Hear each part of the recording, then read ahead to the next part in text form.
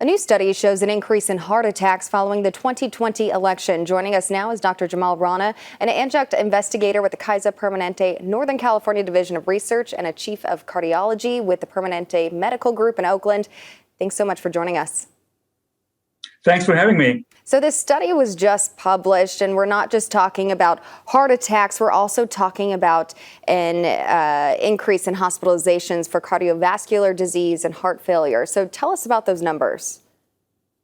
Yes. So what we studied was across California, both Northern and Southern California and Kaiser Permanente population, among more than 6 million patients, to evaluate the impact of emotional toll and stress on heart attacks and heart failure among patients around the 2020 election. And what we found was that there was a 42% higher rates of hospitalization because of heart attacks 5 days following the 2020 election.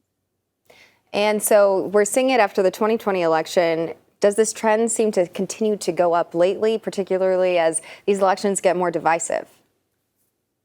Yeah, that's a very interesting question, because in the past, for instance, I'll share with you in 1994, there was an earthquake in Los Angeles, and there was a huge spike in heart attacks at that time. So certainly emotional stress plays a role in heart attacks. And this study showed this, and I think we just need to have more awareness around and be cognizant that our emotional stress can have a toll on our heart around these, even in the future elections as well.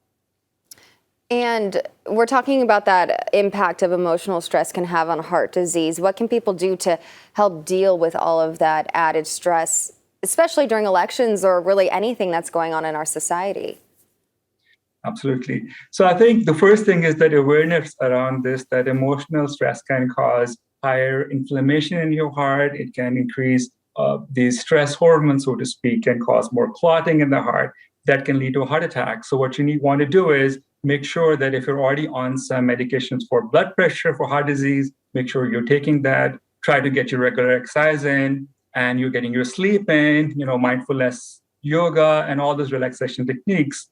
And then finally, you should also realize that it's easier said than done, but try not to take these external stresses literally to your heart. Good to know. Dr. Jamal Rana with Kaiser Permanente, thanks so much for your time. Thanks for having me.